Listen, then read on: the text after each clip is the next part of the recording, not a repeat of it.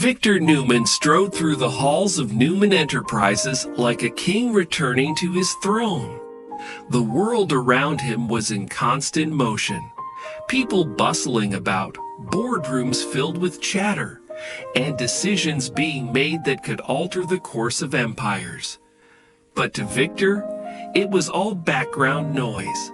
He had mastered the art of control, of commanding respect with nothing more than his presence, and today was no different. Yet, despite his usual air of dominance, there was a nagging thought in the back of his mind, something unresolved. It wasn't business related, at least not in the traditional sense. It was personal, and it involved a man he had grown to respect, Devin Hamilton. Victor had always been a man who saw potential in others, and from the moment Devin took over his father's legacy, Victor had kept an eye on him. Devin was smart, determined, and in many ways reminded Victor of a younger version of himself.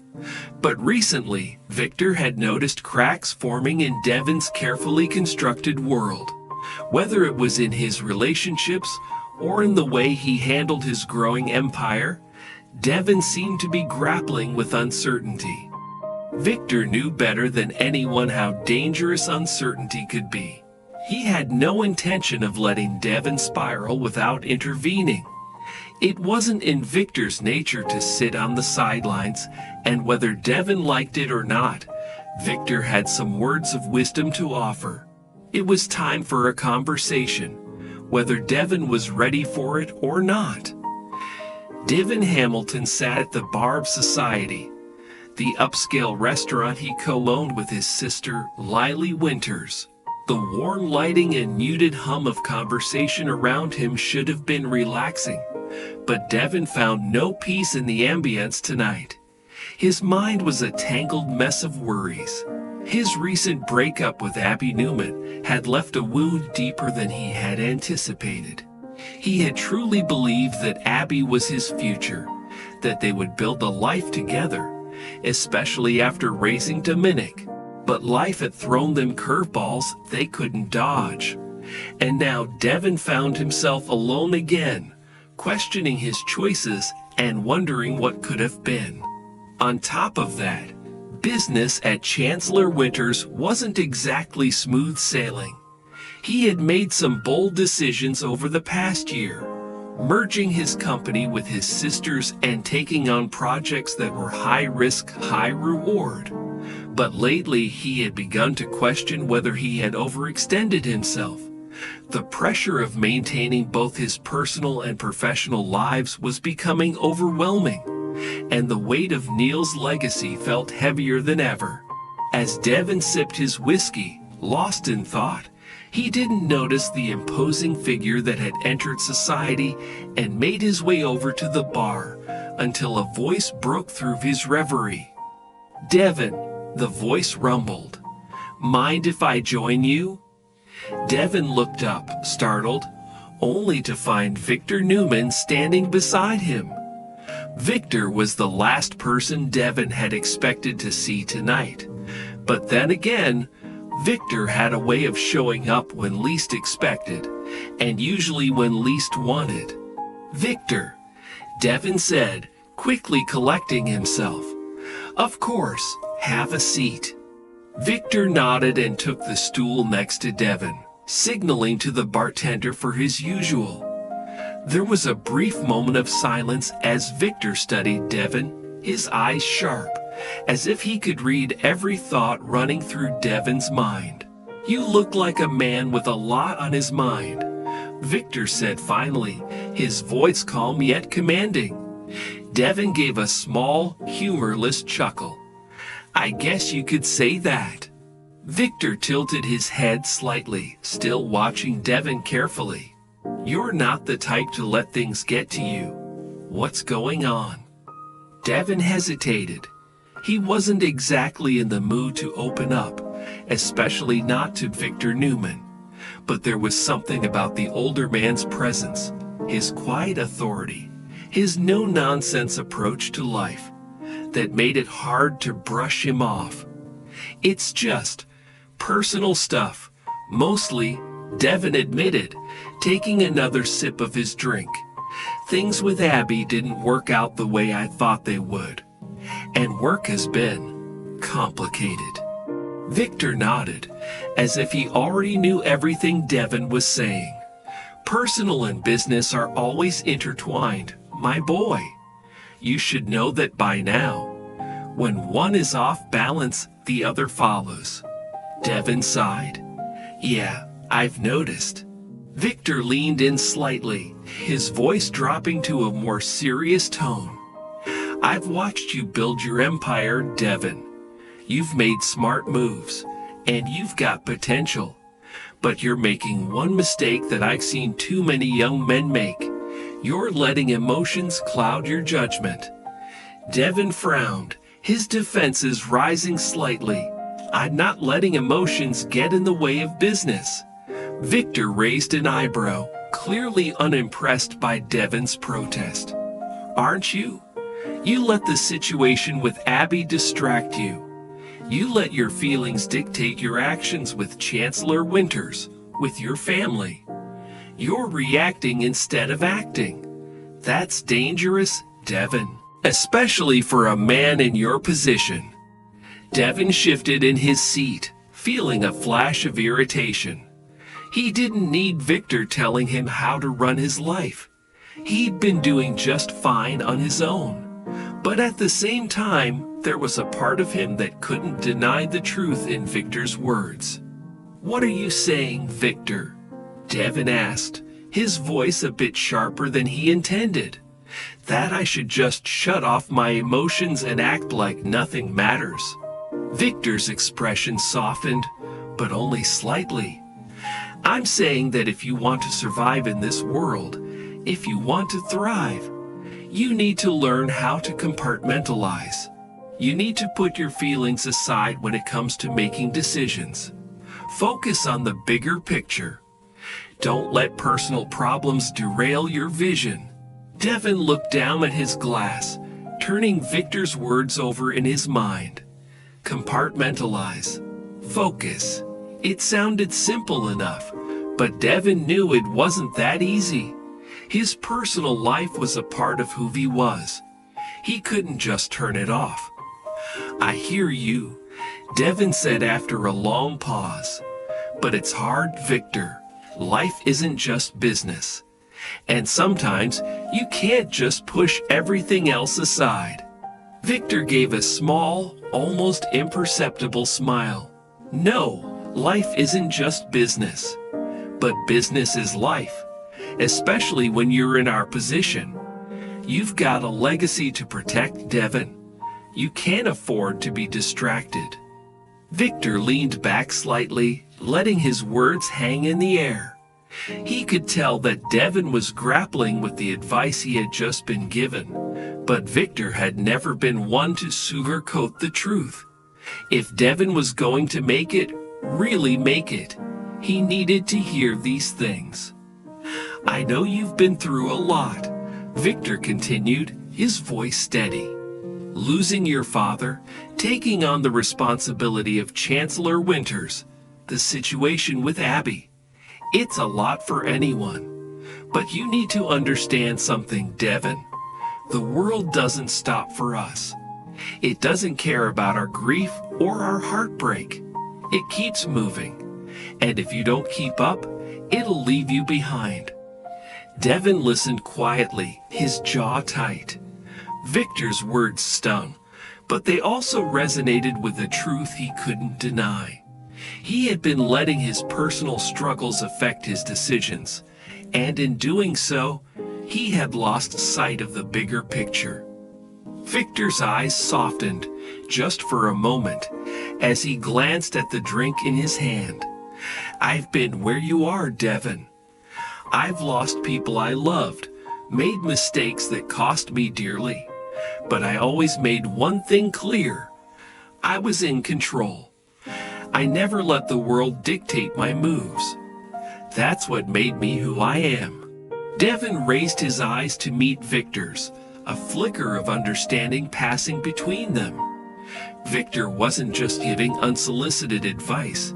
He was speaking from experience, from the countless battles he had fought and won over the years. "I appreciate what you're saying, Victor," Devin said finally, his voice quieter now.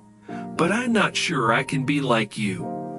I don't want to become someone who only thinks about business, who cuts people out of their life because it's more convenient." Victor gave a small nod. "That's not what I'm saying, my boy. You don't have to be like me, but you do need to find a balance. You need to figure out how to keep your heart in the right place while still keeping your head in the game." Devin let out a deep breath, feeling the weight of Victor's words settle over him. Finding that balance was exactly what he had been struggling with. How could he protect Neil's legacy, grow Chancellor Winters, and still keep the relationships in his life intact? "Look," Victor said, his tone softening even more. "I've watched you grow, Devin. I've seen the man you've become, and I'm proud of you. But if you're going to take your empire to the next level, you need to make some tough decisions. And that means putting aside anything that's holding you back." Devin nodded, the weight of Victor's advice sinking in. It wasn't what he had wanted to hear, but deep down, he knew it was what he needed to hear. As the night wore on, Victor and Devin continued to talk about business, family, and the complexities of navigating a world where every decision could make or break your future. Devin found himself opening up in ways he hadn't expected, sharing his doubts and fears with a man who had once been more of an adversary than a friend. But something had shifted between them. Perhaps it was mutual respect, or perhaps it was the realization that they weren't so different after all. "You've got a good head on your shoulders," Devin Victor said as they prepared to leave the bar. "But don't forget, you're not alone in this. You've got people around you who care, who want to help. Don't be afraid to lean on them when you need to." Devin nodded, a small smile tugging at the corners of his mouth. "Thanks, Victor. I'll keep that in mind." As they stepped outside into the cool night air, Victor placed a firm hand on Devin's shoulder. "Remember what I said, my boy. Stay focused, stay strong, and don't let anyone or anything get in the way of what you're building." Devin watched as Victor walked away, his words echoing in his mind. Stay focused, stay strong. It was easier said than done, but Devin knew he had to try. He had too much at stake to let his personal struggles derail his future. As he turned to head home, Devin couldn't help but feel a renewed sense of purpose. Victor's unsolicited advice had been unexpected, but maybe, just maybe, it was exactly what he needed. Over the next few weeks, Devin threw himself into his work with a newfound determination. He began to make the tough decisions he had been avoiding, cutting ties with projects that weren't working, streamlining operations, and focusing on the long-term vision for Chancellor Winters. But it wasn't just business that saw a change. Devin also took a hard look at his personal life, recognizing the patterns that had been holding him back. He reached out to Lily, mending the rift that had formed between them after the merger. He made an effort to spend more time with Dominic, realizing that being a father was the most important role he would ever have. And as for Abby, well, that was still complicated. But Devin knew that he couldn't let his feelings for her cloud his judgment. If their relationship was meant to work, it would. But for now, he needed to focus on himself and the future he was building. Victor's advice had been tough to swallow, but it had also been a turning point. Devin realized that he didn't have to become a cold, calculating businessman like Victor to succeed. He just needed to find his own way, to strike the right balance between heart and head, between personal and professional. One afternoon, as Devin sat in his office reviewing the latest reports on Chancellor Winter's progress, his phone buzzed with a message. He glanced down and saw a text from Victor. "How's the Empire looking, my boy?" Devin smiled to himself as he typed out a response. "Stronger than ever. Thanks for the advice." Victor's reply came quickly.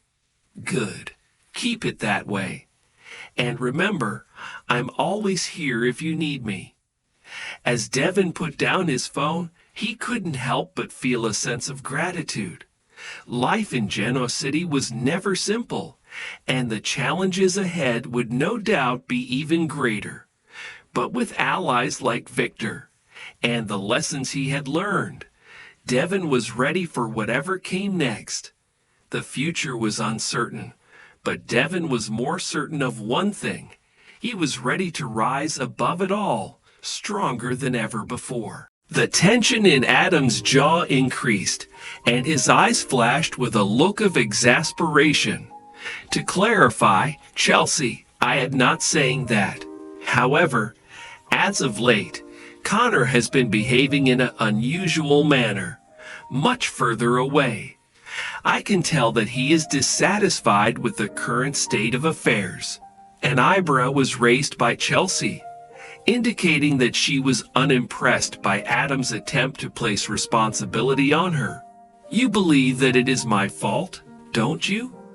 Do you believe that I am the cause that Connor has been so distant?"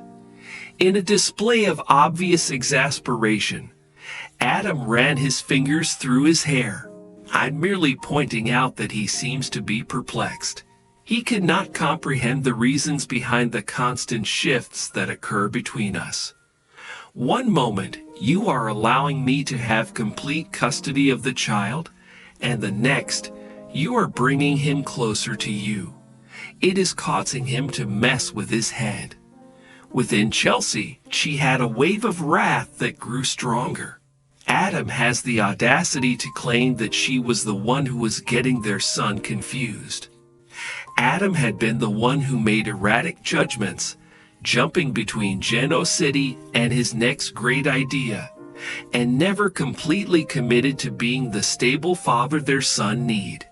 She had been the consistent presence in Connor's life, while Adam had been the one who made decisions.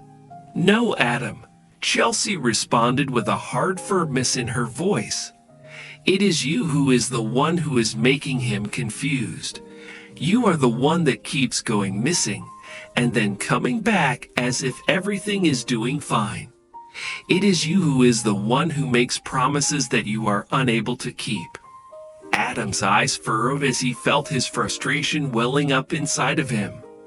"I'm attempting to shield him from harm, Chelsea. From the world, from anything that has the potential to cause him harm." With her patience running low, Chelsea gave a slight shake of her head. "You're not giving him any protection. In the same way that you strive to exert control over everything else in your life, you are exerting control over him. In addition, Adam, it is not working. It is not acceptable for you to continue to act as if you are the only person who is aware of what is best for Connor." With his rage escalating, Adam tightened his fists tightly. "I am aware of what you should do for my son. Do you agree?" Chelsea retaliated by moving closer to him and firing back. "Because from where I am standing, all you are doing is driving him away," she said. The atmosphere was dense with whispered words and unresolved tension, and the place had a charged feeling to it. Despite his refusal to acknowledge everything, Adam continued to stare at Chelsea, his black eyes blazing with the weight of these things. Since he was a young boy, he had never been one to sit around and think. He was always on the move. But Chelsea was able to perceive the weaknesses in his defenses at this very moment, the vulnerabilities that he had been working so hard to conceal. Chelsea had spent years seeing Adam struggle with his demons, and she had been right there with him, attempting to assist him and to comprehend him. She had been there for him. But now she was uncertain as to whether or not he even desired to be assisted. It was suffocating for him all the time to have a constant urge to be in control and to determine how things played out. There was a tiny softening in Chelsea's voice, and it became less sharp. "Listen to me, please, Adam. This cannot be continued in any way. To continue to bulldoze through life and demand everyone to conform to what you want is not a viable strategy. You should not do that because it is not healthy for you, and Connor should not do that either." Adam averted his gaze, his jaw clenching as he battled to contain the feelings that were churning around inside of him simultaneously, because he preferred to bury his sentiments deep beneath his stony facade. He had never been successful at dealing with his feelings despite his best efforts. However, now that he was standing in front of Chelsea, with the pressure of his mistakes crushing down on him, he was unable to avoid getting into them any longer. "All I did was," Adam stated in a low voice, hardly raising his voice above a whisper, "I don't want to take him away from me. Connor is the only thing in my life that even remotely makes sense at this moment." The admission made by him caused Chelsea's heart to soften. Adam loved their son deeply, despite all of his character defects. On the other hand, love by itself was not sufficient, especially when it was accompanied with attachments of control and manipulation. According to Chelsea, "You are not going to lose him," she added in a soft voice. "On the other hand, if you continue this kind of action, you are going to drive him away. In addition, once that occurs, it will be a great deal more difficult to bring him back." In the penthouse that Chelsea Lawson occupied, the windows were able to let in the warm glow of the early morning sun, which cast a gentle light over the living area that had been meticulously structured. While absent-mindedly scrolling through her phone, Chelsea perched on the edge of her couch, drank her coffee, and distracted herself with her phone. However, her thoughts were not at all related to her typical morning routine. Over the course of the past 6 weeks, Adam Newman had been a constant storm in her life, bringing out feelings that she had believed she had buried for a very long time. Love, deception, betrayal, and loss all played a role in shaping their eventful past, which was a tangled one. There was always something that brought them back into each other's orbit, regardless of how many times they tried to go on with their lives. For the sake of their kid, Connor, they had made an effort to keep their relationship from becoming hostile. However, despite the fact that they made every attempt to avoid it, there was always a tension that existed between them. Chelsea's patience was running thin as a result of Adam's reckless behavior and his unrelenting urge to exert control over everything. She could see the cracks beginning to appear in him. He was going in the wrong direction, and she was aware that if he did not come to terms with the consequences of his actions, he would certainly lose everything. Once more, the sound of her phone ringing on the coffee table shattered her train of thinking and brought her back for a moment. Chelsea took a quick glance at the screen and noticed that Adam's name was flashing across it. She let out a sigh and contemplated not responding, but she was aware that ignoring him would only make the situation more miserable than it already was. She answered the call with a firm voice and stated, "Adam," as she answered the call. Adam spoke in a hurried manner, his voice carrying the typical hint of exasperation. "Chelsea," he said, "we need to have a conversation. I'm going to swing by." The phone connection was disconnected before she could give a response. Chelsea leaned back on the couch and exhaled gently as she repositioned the phone on the table and rested back against it. Adam's behavior was typical. He would make a decision without first determining whether or not she had the opportunity to contemplate it, and without taking into account her feelings or opinions. Throughout his life, he pushed people around and expected them to submit to his authority. However, not at this moment. She had reached her limit. Not 20 minutes later, the sound of Adam's footsteps reverberated across the hallway outside Chelsea's door. This was a familiar sound. Regardless of where she was able to identify his presence due to his heavy walk and the way he moved with purpose. Then, as expected, there was a loud knock that followed. In order to get herself ready for whatever storm Adam was about to unleash through her door, Chelsea took a deep breath and prepared herself. The moment she opened it, there he was, towering, black, and as intense as he had always been. Even now, after all these years, there was a part of her that still reacted to Adam Newman's presence. He had a way of filling a room with his presence, and she responded to it. However, she swiftly shoved that aspect of herself to the side. Adam, she greeted, moving to the side to make room for him to enter. Adam whispered, "Thank you," as he walked by her, his eyes searching the room as if he was for something or someone to leap out at him. "Thank you." In recent times, his paranoia had become more intense, and Chelsea was aware that this was due to the fact that he was experiencing an increasing sensation of losing control over his life. She shut the door behind her and turned around to face him. "You mentioned that we needed to have a conversation, so let's speak." Not a single second was wasted by Adam. "This is everything about Connor, because I am aware that you have been spending more time with him as of late.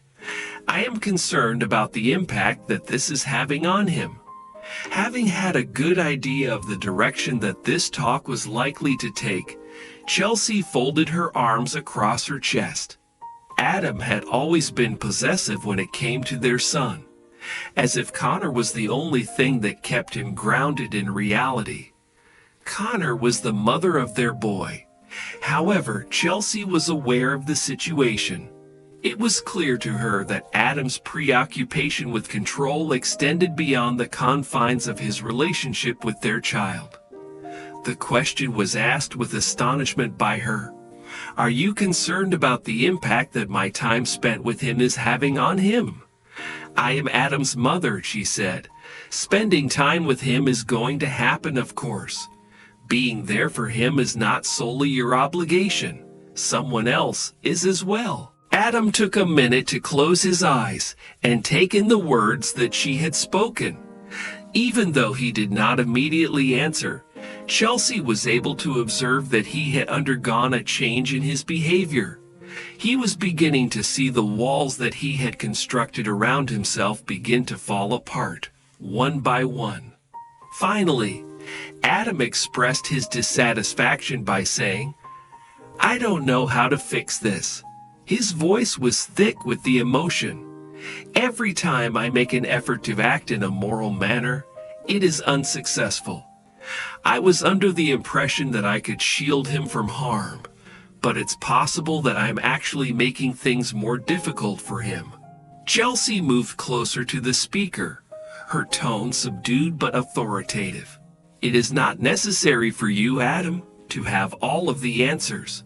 However, you must refrain from attempting to get control of everything. You have to allow folks in and allow them to assist you. The situation is not unique to you." During that brief period of stillness, the weight of the talk that had just taken place between them began to settle in. Chelsea was able to sense the conflict that was going on inside Adam. It was a conflict between the part of him that aspired to be better and the part that was scared of losing control. Adam spoke softly, his voice laced with a sense of fragility, and continued, "I don't know if I can do that." Chelsea smiled at him in a way that was melancholy. "It is possible, Adam. The thing is, you have to desire it. At the same time, you must be willing to adapt." For Adam, the subsequent few days seemed to flash by in a haze. On that particular morning, he had left Chelsea's apartment feeling more conflicted than he had ever felt before. The words that she had spoken had a profound effect on him, compelling him to confront the unsettling reality that had been lingering in the recesses of his mind for a number of months. He was going to lose all that was important to him if he did not take action to stop the downward spiral that he was in as a result of his actions. Change, however, was not something that came easily to a man like Adam Newman.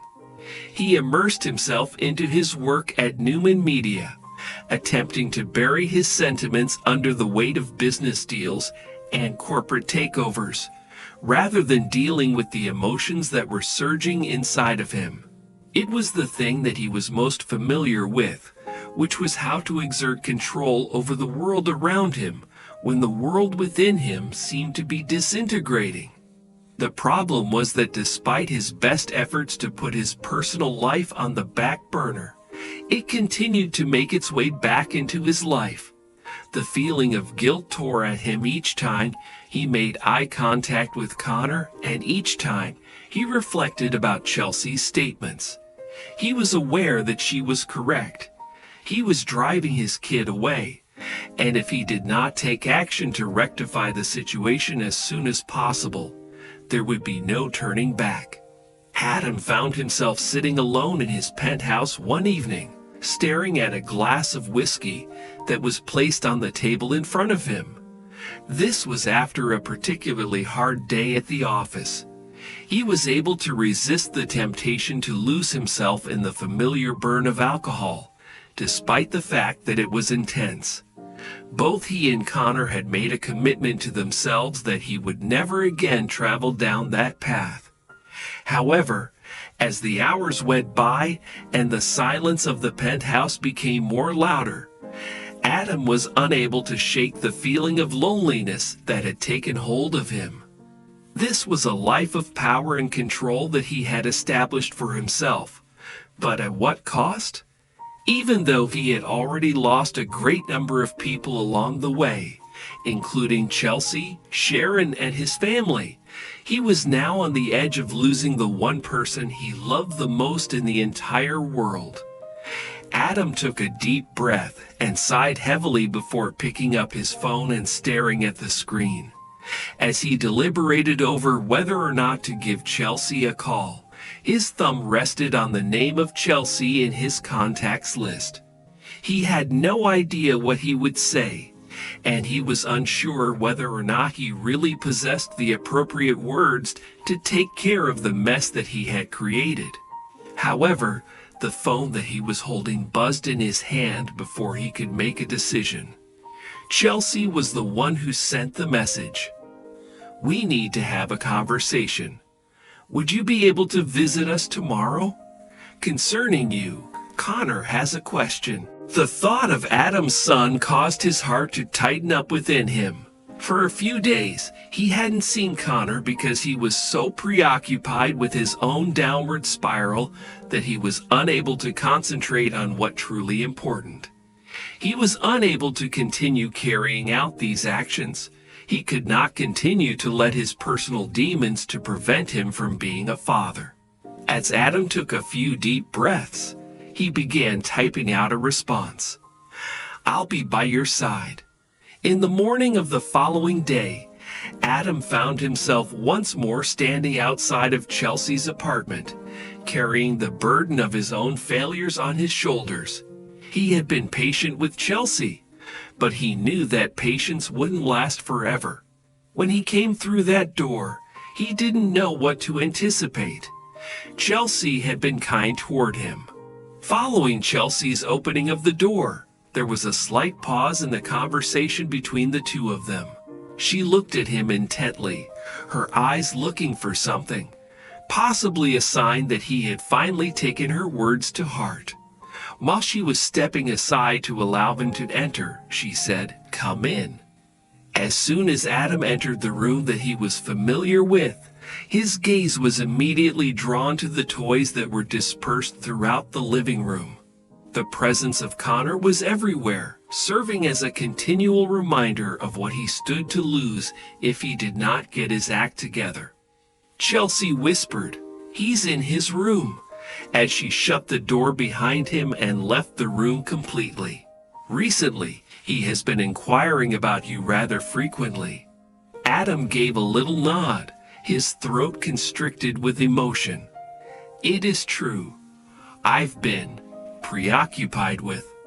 One of Chelsea's eyebrows was lifted. "What's the deal?" "Adam, you are not simply being distracted by this situation. It seems that you have been excluding everyone. I include your son in this." There was a short exhalation from Adam, and he ran his hand through his hair. "I am correct, Chelsea. I am aware that I have been a complete disaster.